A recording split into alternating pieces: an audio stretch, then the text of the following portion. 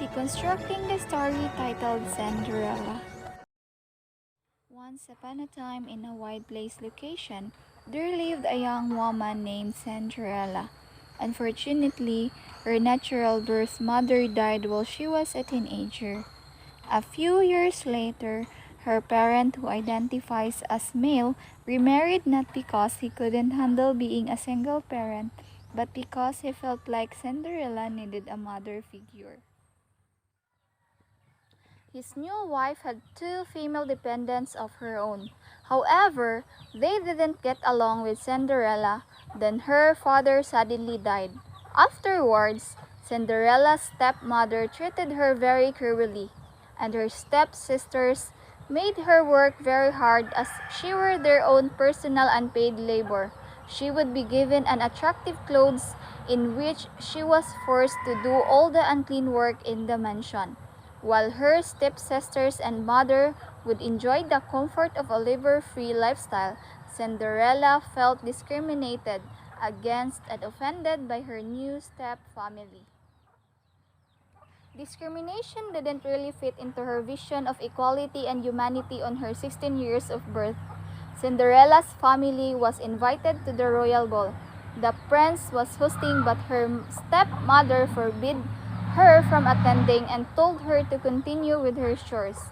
But Cinderella, against to her stepmother, she told her that she cannot control of what she should do. Cinderella said, "Excuse me, I'm not your maid. I am the owner of this house. You don't have a right to do this to me." Later, that evening, the stepmother and sisters left for the party. Cinderella was locked in the Arctic and crying on the hardwood. Cinderella said, "I have to go to the ball, but I don't even have a dress." Then suddenly, a fairy godmother appeared. She said, "Hey, stop crying on my wood. The tree didn't die for you to do that." Cinderella said, "What are you doing here? What evil are you?" The correct question is who I am. I'm your fairy godmother. I thought my fairy godmother was supposed to come. Anyway, I'm here to prepare you for the ball. And he suddenly waves his magic wand and Cinderella is wearing a gown. A carriage laid by 4 horses is waiting outside as well. Oh my gosh, I look so pretty. Yes, you are. Anyway, go outside. You have until midnight, until the spell wears off. Now go! Cinderella dashed downstairs in her glass slippers to the country cottage, where she climbed into the carriage. A few minutes later, she arrives at the royal ball. She enters the ballroom, and all eyes turned on her. Cinderella felt uncomfortable with the male attention she was receiving. The prince notices Cinderella and approaches her by asking, "No, are you okay, miss? It seems to be overwhelmed by the attention you're getting." Well, I'm completely fine. Toxic masculinity is really showing. Oh wait, are you the prince? Yes, I am. Would you like to dance with me? Because you look rather ravishing this evening.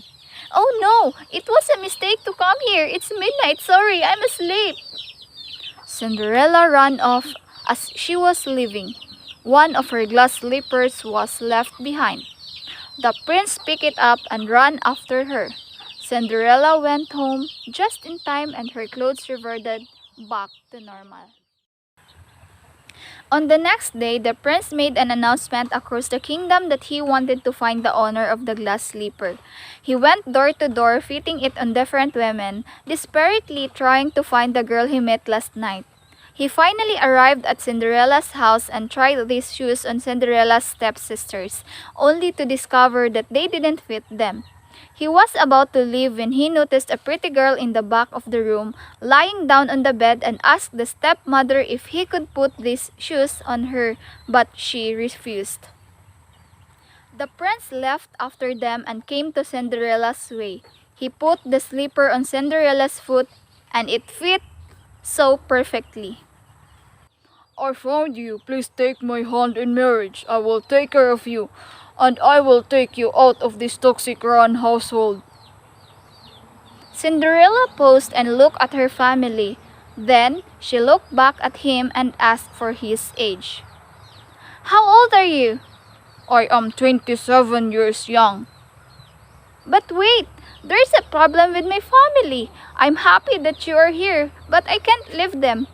I love them despite all the ways they treated me, but I need to leave them. Please, Prince, what should I do? Please help me." "Okay, let's go." They ran out, and her stepmother and stepsisters just stared at them. And suddenly, the stepmother and stepsisters realized that Cinderella had not betrayed them. After all, Cinderella had left them. Both Cinderella and the prince were married, and they lived happily ever after.